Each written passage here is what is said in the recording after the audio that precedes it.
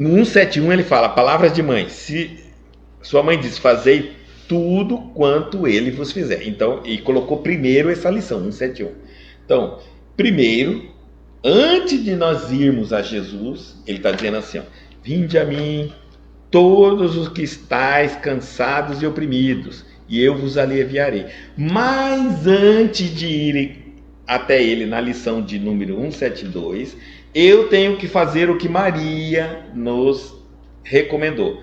Fazei tudo o que ele vos disser. Então, depois que eu fiz tudo o que o Cristo me disse, depois que eu estiver fazendo tudo o que o Cristo me disse, na 171, e ainda sinto uma necessidade de chorar e falar com Deus uma dor, um sofrimento, eu posso ir até Jesus, porque ele está nos convocando, que ele é capaz sim de nos consolar.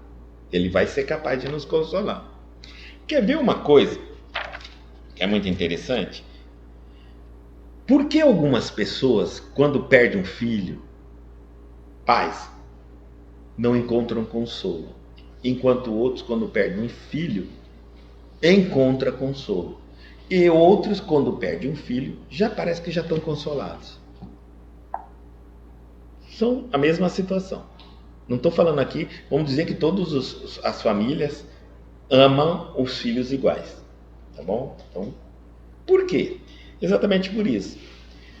Eu perdi um filho e estou consolado. Porque eu entendo morte, eu entendo as consequências da morte, é inevitável, todos os que viemos, eu entendo que isso é a lei. Enfim, eu tenho a explicação, mas eu choro. Eu choro por saudade. Eu não choro porque eu não queria que isso acontecesse. Eu choro pela falta da pessoa, saudade. É outra coisa. O outro que morreu também a família, alguém da família, um filho, né, que é difícil os pais. Muitos dizem que os pais não nasceram prontos para ver seus filhos partir primeiro. A natureza é os pais partem primeiro que os filhos. Então é uma dor terrível. Mas ele perdeu o filho e encontrou consolo. Aonde? Na religião. Vamos colocar aqui, na religião. Qualquer que seja.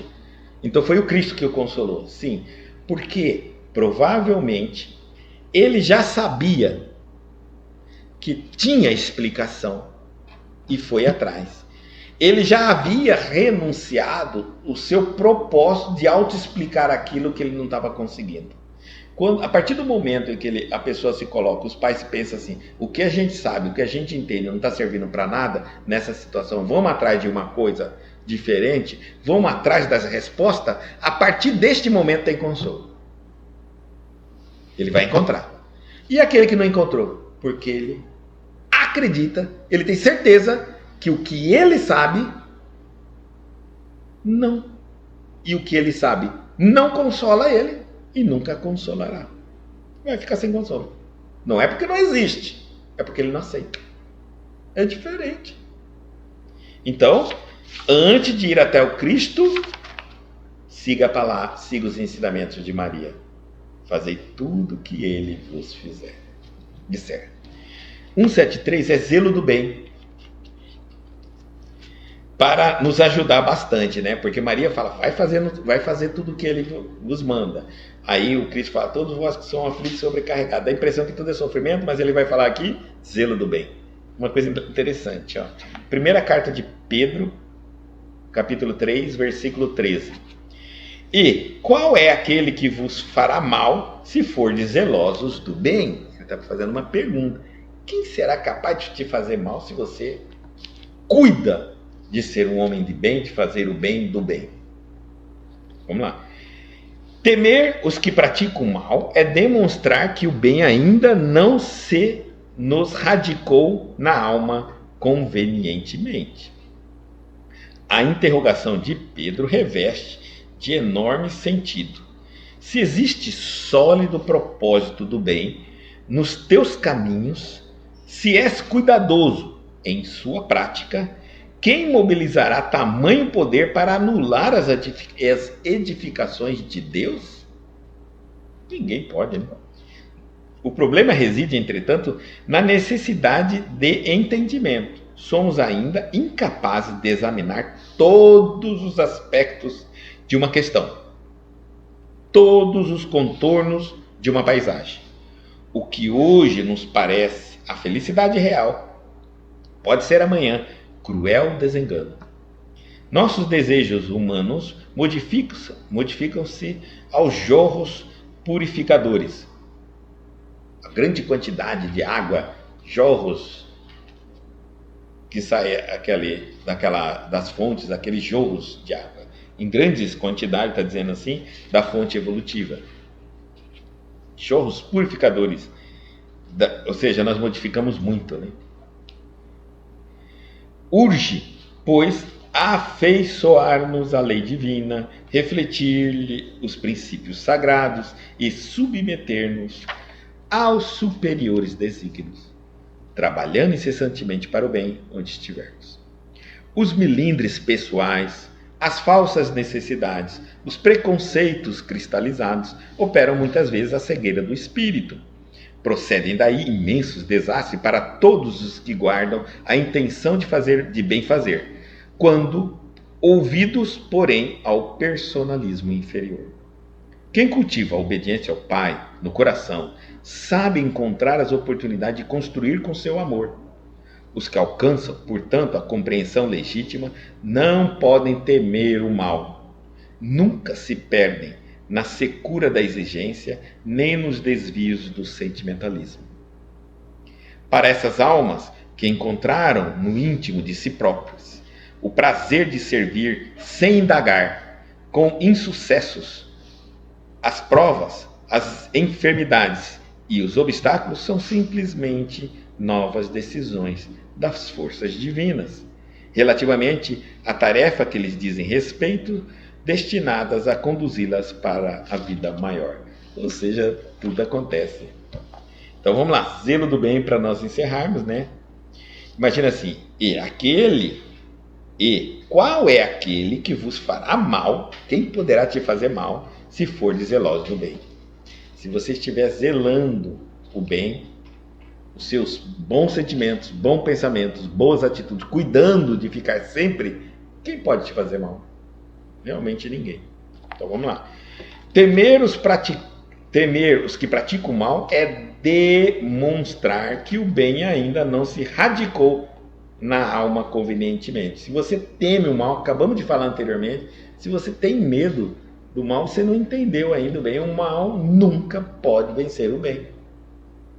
Não é possível.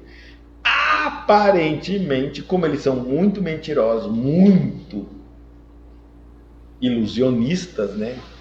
Eles dão sempre a impressão que eles são mais fortes, sempre estão no poder, mas não estão. Até a maldade que eles praticam está dentro da permissão de uma justiça de Deus.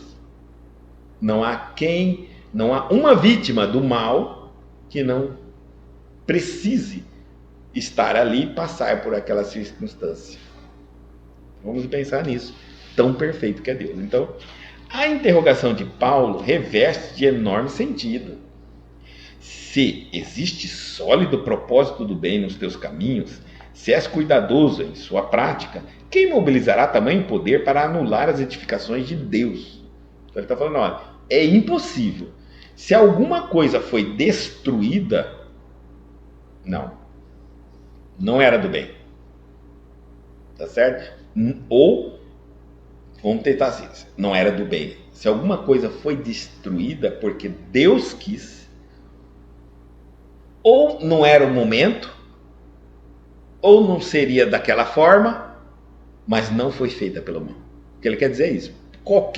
Se alguma coisa do bem foi parada, paralisada, interrompida, destruída, nunca será pela vontade do mal. É isso que ele está dizendo. Pode ser, porque não era o momento, porque Deus não mudou os planos, porque era para chegar até ali mesmo, não chegou, enfim, está tudo certo.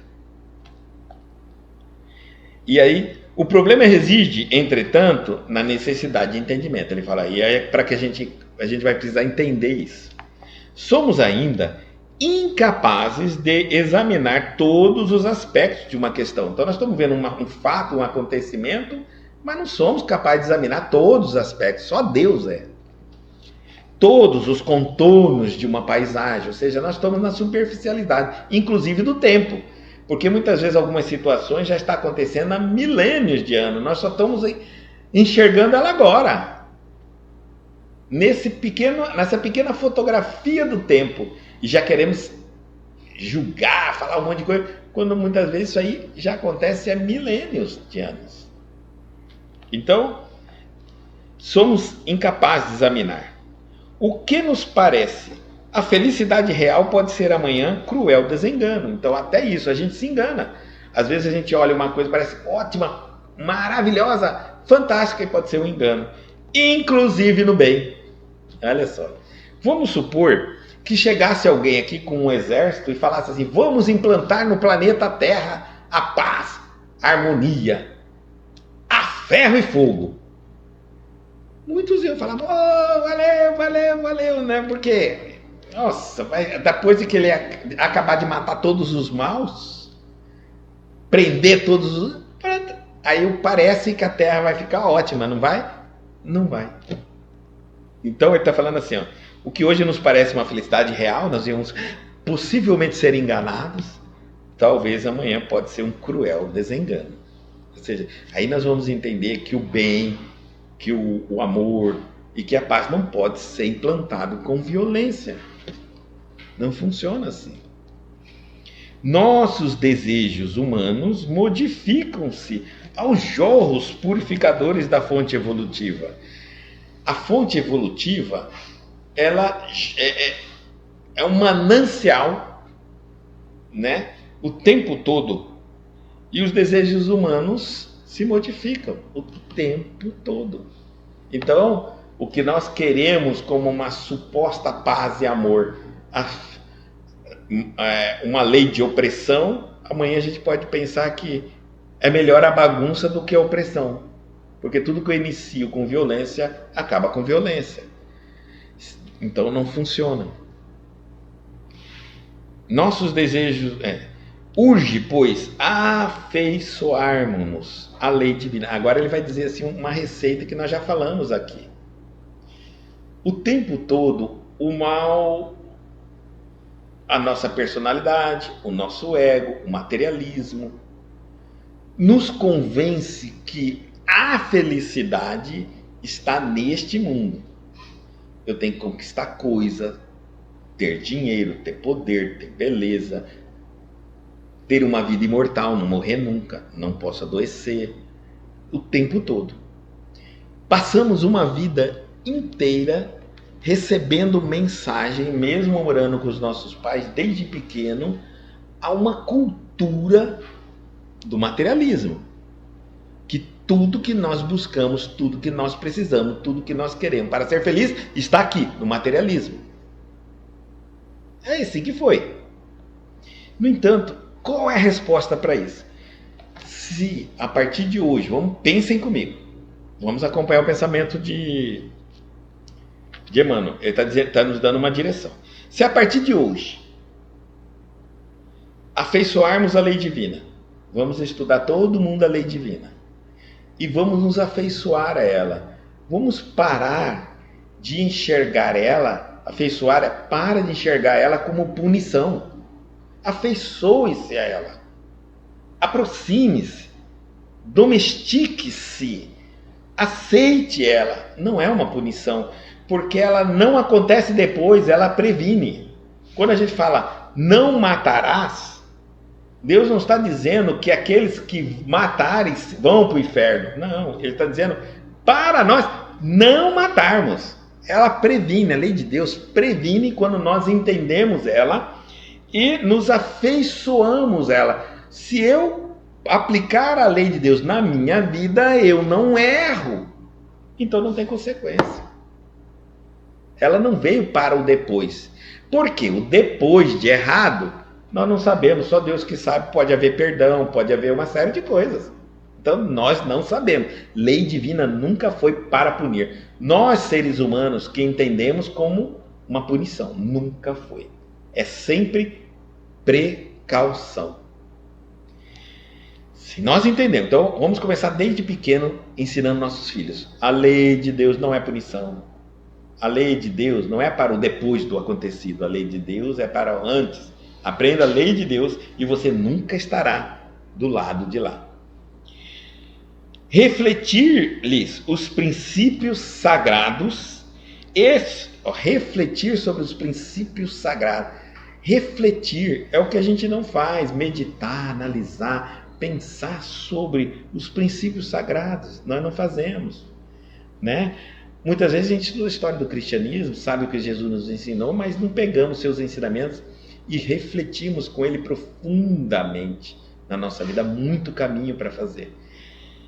E depois que a gente reflete, vê como aplicá-lo na minha vida, por que eu não consigo aplicá-lo, o que está faltando para aplicá-lo, eu vou agora submeter-nos aos superiores desígnios. Olha, vamos voltar aqui, a gente vai entender 3 regras que Emmanuel nos deu.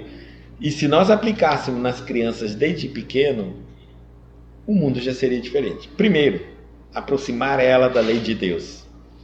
Ensiná-las. Então, estudar, aprender, afeiçoar as leis de Deus. Estude, aproxime-se e sinta ela. Depois, reflita sobre os princípios sagrados.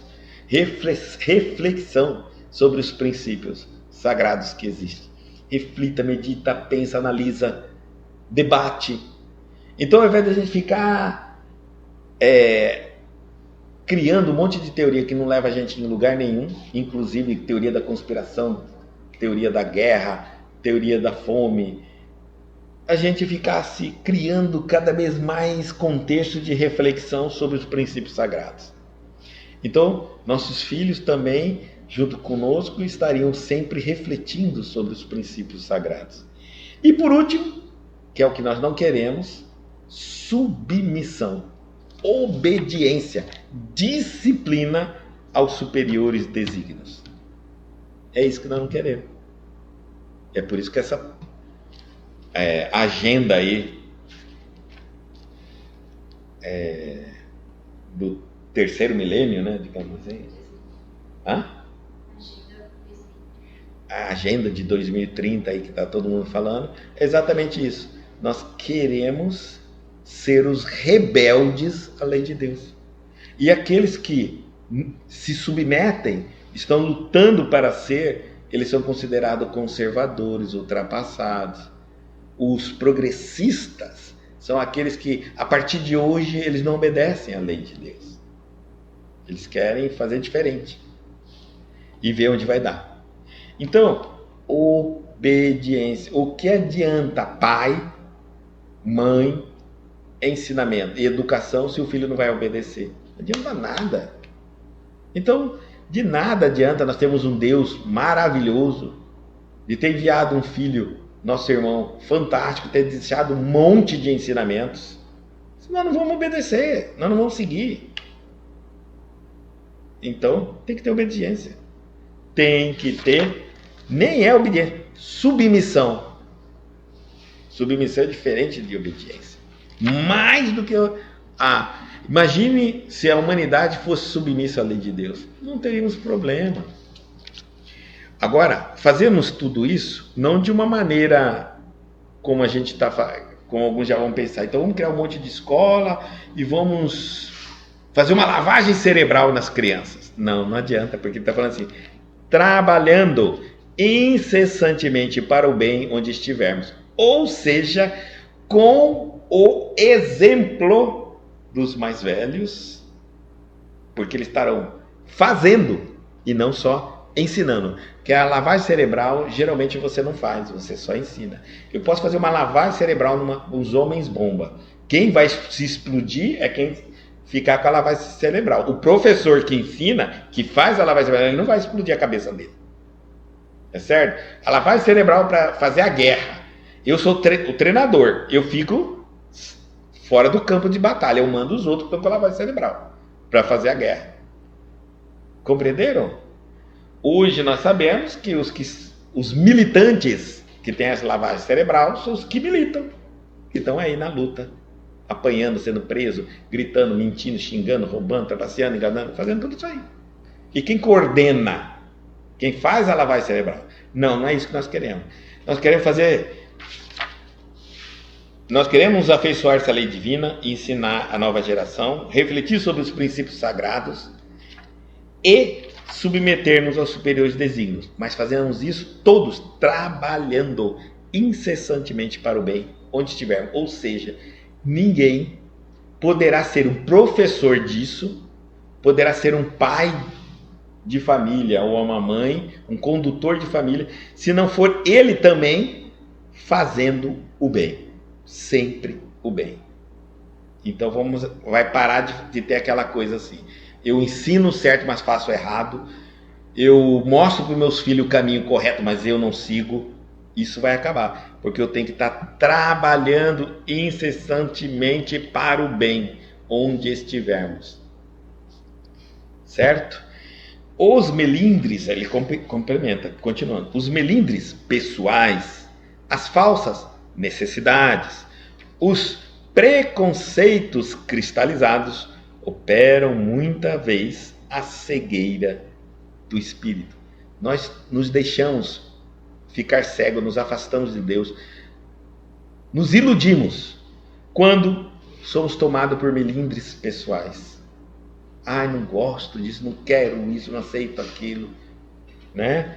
Melindre chega a destruir até a comunidade. É um vírus.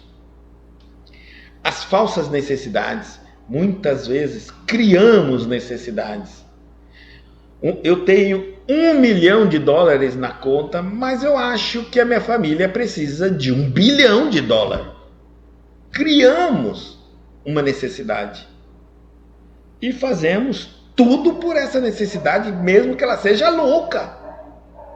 Criamos uma necessidade de dominar o mundo. Já sou o presidente de um país, escravizo todo mundo, mas acho que é pouco um país. Eu quero 2. Eu preciso disso. Eles não estão dando, né, megalomania, mas quantas necessidades nós criamos no nosso dia a dia, na nossa casa, na nossa família, sem ter necessidade. Certo? Vamos pensar se realmente temos. E nos atolamos muitas vezes em dívida, nos atolamos em trabalho sem parar, de manhã, de tarde, de noite. Nos atolamos em tantas coisas sem a menor necessidade. Os preconceitos cristalizados, essas coisas que nos fecham, preconceitos, eles simplesmente nos separam, eles nos dividem. Então, onde há preconceito, há divisão. Somos todos iguais nesse sentido, sem preconceitos.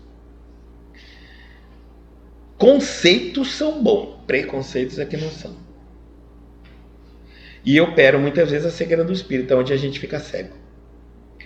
Procedem daí imensos desastres para todos os que guardam a intenção de fazer o bem, dando ouvidos, porém, ao personalismo inferior. Essas armadilhas, melindre, o mal trabalha no melindre das pessoas. Observem, do mesmo jeito que Emmanuel deu 3 regras para nós seguirmos, ele já mostra de 3 maneiras o mal atinge-nos. Primeiro, através do melindre pessoal. Faz pessoas, grupos que estão trabalhando no bem, se desfazerem e se arrebentam. Todas as casas espíritas acontecem isso, em todos os grupos religiosos, igrejas e tudo mais. Onde existe começa a haver uma proposta, mas o mal enxerga uma proposta real de claridade, de eficiência no trabalho, eles atuam ali e começam a jogar um trabalhador contra o outro. E vai fazendo a coisa quando assusta. E quando não acha uma coisa do próprio trabalho de caridade que está acontecendo, eles começam a jogar um contra o outro pela vida pessoal um de cada um. Eles vão encontrar algum negócio, mas eles vão fazer. Melindre é o maior. Falsas necessidades. Ele está falando aqui para você, cuidado com as falsas necessidades. O mal é ótimo para criar isso para você. É fazer você largar de fazer caridade, você já ganha um salário. Você está vivendo bem, está tudo certo com você, não está? Então, aí você está fazendo um trabalho de ajuda, um trabalho de estudo, um trabalho de aprimoramento espiritual. Aí aparece uma promoção. Você precisa dessa promoção? Porque essa promoção vai colocar você num horário, numa atividade que você já não vai mais poder frequentar. Não vai ter tempo para estudar. Não vai mais fazer caridade. Aí a pergunta é, você precisa? Você não estava bem sem? Já que vai entrar em conflito com a sua evolução espiritual, não seria um momento para você dizer, não, não preciso, obrigado, eu estou bem assim? Não seria um momento? Ou você vai ceder a isso? Falsas necessidades. Depois, operam muitas vezes, algumas pessoas já pararam para perceber que elas não conseguem se caminhar num determinado trabalho espiritual, porque sempre aparece uma viagem, um passeio, alguma coisa que tira ela do contexto. E quando é o mal, é sempre por coisas boas. Não pense você, não. Sempre por coisas boas. Tá? Então, quem pensa, gente, o mal? Fulano tá, sei lá, fazendo um curso, fazendo um curso ou dando um curso de evolução espiritual, de cunho espiritual. Então, eu vou tirar ele como dali? Vamos oferecer ele um mês nos Estados Unidos, não sei na onde, na praia, mas vamos cortar o trabalho dele? Isso é maravilhoso, porque a hora que você corta o gás da pessoa, e aí, se der certo a primeira, toda vez você vai receber um convite para passear. Pode estar certo. Se algumas coisas começam a repetir na sua vida, analise o que você está perdendo com aquelas coisas que repetem. Eu estou falando boas, que tira você do caminho do bem, da evolução, do progresso. Você está fazendo meditação todo dia à noite, 10 horas da noite. Aí, de repente, um filme bom acontece na televisão, 10 horas da noite. Você vai, não vou assistir meu filme, depois faço minha meditação. Vem 2 filmes, 3 filmes, 4 filmes. Observe. Né? Tudo que você troca por algo, ele deu certo, repete a dose para você. Até você uma hora falar, não quero mais, vou ficar no meu. Aí você fica no seu. Você vai ver.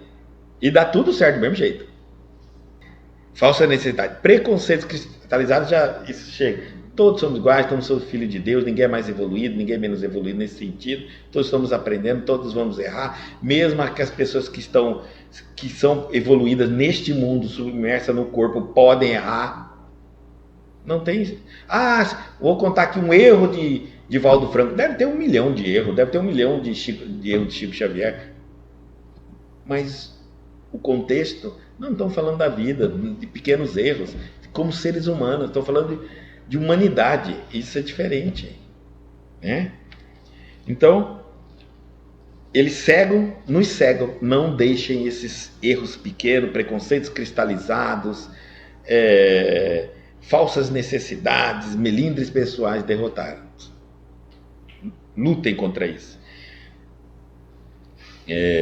Quem cultiva a obediência ao Pai, ou seja, quem está disposto a obedecer a Deus, no coração, está dizendo, sabe encontrar as oportunidades de construir com seu amor.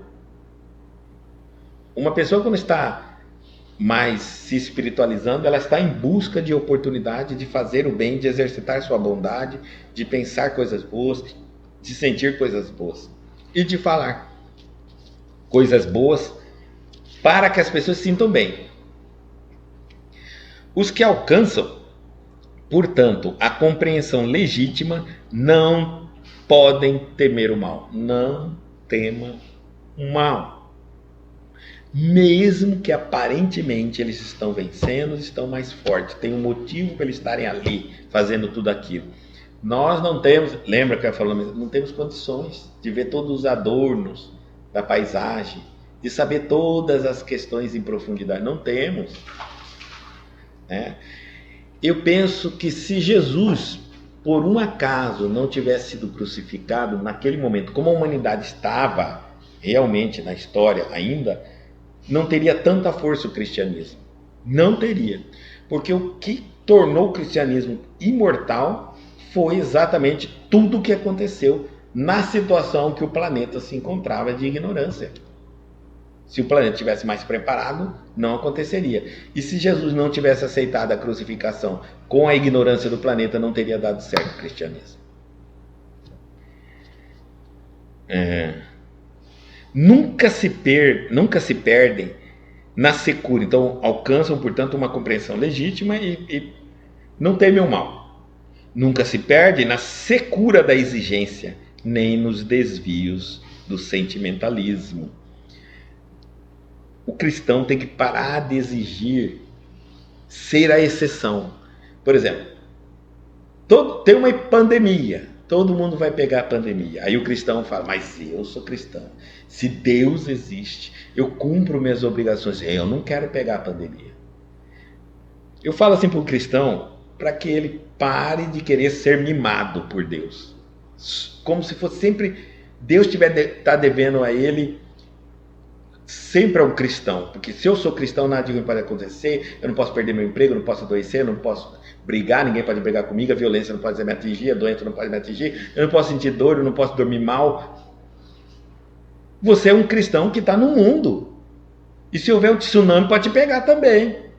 Faz parte do mundo. O importante não é querer ser a exceção para sentir o amor de Deus. Tem cristão que mede essa relação. Se eu sou protegido, nada de ruim me acontece. Não funciona assim. Pelo contrário, o ruim que você está querendo ficar tanto livre, será que você não está com tanto medo dele? Porque se você está com tanto medo dele, você quer que proteja. Agora, se você não tem medo do mal, deixa ele vir. Você cuida dele. Não precisa nem pedir a Deus. Vamos supor que o diabo batesse na porta, você batesse na porta. Quem é? É o diabo. Garanto. Se você é aquele cristão que não está convertido realmente, você já imediatamente vai, não vou abrir a porta, pelo amor de Deus, Pai nosso, vem os espíritos benfeitores. Não é verdade? Mas se você não teme o mal, se você já está convencido que Deus é perfeito, nada de mal vai acontecer, o mal passa, você abre a porta, que é, diabo? O que você quer aqui? Quando a gente está preparado, a gente enfrenta. A gente não pede para se livrar. Então, a gente enfrenta. Vamos enfrentar. E tentar, menos exigências, menos na secura da exigência. E menos desvio do sentimentalismo. Oh, meu Deus do céu, como que pode aquela coisa? Eu te sirvo tanto, eu faço tantas orações, eu peço por fulano, eu peço por bicano. Como que isso pode ter acontecido comigo? Esse é o sentimentalismo. Isso faz a gente, muitas vezes, nos afastar de Deus, porque o que tem que acontecer, acontece. E o que não vai acontecer na nossa vida, não vai acontecer. Então, vai que eu estou pedindo por algo que tem que acontecer. E vai acontecer. Quando acontecer, o sentimentalista é a primeira a se revoltar, porque ele não concorda, porque ele deveria ser a exceção de todo mundo. Ele não pode adoecer, ele não pode perder o emprego, ninguém pode falar mal com ele, nenhum cachorro pode morder, ele não pode ser perseguido. Não tem como. O bom cristão é aquele que está pronto para enfrentar as dificuldades, com Cristo no coração e a firmeza no amanhã. Para essas almas que encontram no íntimo de si próprio o prazer de servir, sem indagar, não perguntam. Ele sente prazer de servir. Os insucessos, um prazer sem indagar.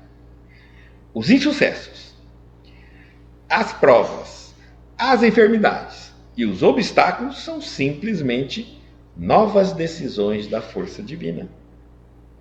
Da providência divina, força divina, providência divina, decisões do alto que não sabemos porquê nem como e que não nos cabe indagar ou duvidar, aconteça relativamente à tarefa que lhe diz respeito. Ou seja, se de repente você está indo e tudo acontece, é assim que tinha que acontecer. Está pronto. Foi até onde você foi capaz de fazer, pronto, acabou, é isso. Nós sempre queremos sentir frustrados, porque o que nós aonde nós gostaríamos de chegar, como nós gostaríamos que chegar, às vezes não chega. E aí nós sentimos frustração. Mas às vezes não era para frustrar. Quem disse que um trabalho que você vai iniciar vai terminar? Quem disse que tudo vai parar com você? Quem disse que você vai se realizar em todos os seus sonhos? Não vai acontecer. Às vezes você só começa, o outro pega, anda um pouquinho, o outro pega mais um pouquinho, sabe lá Deus se vai terminar. Você não sabe.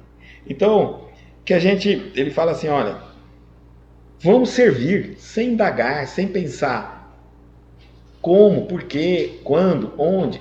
Vamos fazer o bem. Nós temos que estar pronto para fazer o bem, primeiro por nós.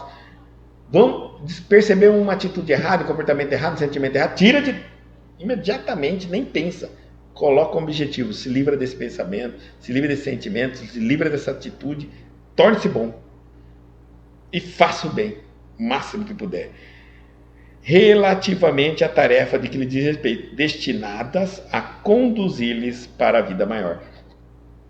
Seja o que te aconteceu na sua vida, que te frustre, porque não aconteceu como você queria, que te limite, que te impeça de seguir com aquele sonho, com aquela proposta, que mude sua vida, seja o que for, pode ter certeza, o destino é conduzi-la para a vida maior. O acontecimento é para fazer com que você cresça, progrida, desenvolva e caminhe para uma vida maior. Fantásticas 3 lições, como elas se encadeiam. Maria diz assim para nós: faça tudo o que ele vos disser. Para você poder fazer, você vai ter que aprender. Então estude bastante, aprenda e vá fazer. Quando você fizer, não vai ser fácil, vai ter muitas lágrimas. Quando você tentar fazer, 1, 2, não der certo, a primeira não der certo, a terceira, a quarta, assim, você vai ver, você vai falar, meu Deus, vou desistir de me transformar, de fazer reforma íntima. Muitas pessoas desistiram. Não desiste. Vai ao Cristo. Vinde a mim todos que estáis cansados e oprimidos, eu vos aliviarei. Então vai ao Cristo. Chegando lá, você vai dizer assim, meu Deus, mas como que eu vou vencer? Parece que o mal é terrível, parece que o mal é mais forte, parece que esse planeta, tudo que é de mal, é errado. Ele vai dizer assim, e qual é aquele que vos fará mal se fordes zelosos com o bem? Ou seja, ele está falando assim, ó, se você cuidar do bem, zelar o bem, olhar para o bem, fazer o bem, praticar o bem, não se preocupe com o mal, porque ele sempre vai existir, em maior proporção ou menor proporção. Agora, se de alguma maneira você alisa o mal, você favorece o mal, você permite o mal, seja na proporção que for, mínima ou máxima, aí tome cuidado, porque o mal está em todo lugar e aquele pouquinho mal que você ainda se permite a praticar, ainda aceita praticar, adiou se transformar, porque você acha que pode conviver com aquele mal que você mesmo está fazendo aos outros e a você mesmo, ou seja, aquela reformazinha que você devia fazer íntima, você deixou para amanhã, para depois, porque isso não te atrapalha. Se ainda você não está zelando pelo bem, bom, aí se preocupa, ele está falando, aí você tem que se preocupar. Se não, não se preocupe, porque o mal não faltará no mundo. Aí vem um ensinamento que eu acho que fecha isso aqui, é necessário o escândalo, é necessário o mal, mas aí daquele por quem vier o mal. Se o mal vier por você, por ter dado guarita àquele comportamento indevido e deixado para muito longe mudá-lo, e chegou o momento e você agora está exteriorizando ele, é você que é responsável pelo mal, aí de você, porque você mesmo vai sofrer as consequências da maldade que está dentro de você, que você não trabalhou no momento devido, quando percebeu com todo afinco que deveria ter feito. Simplesmente isso.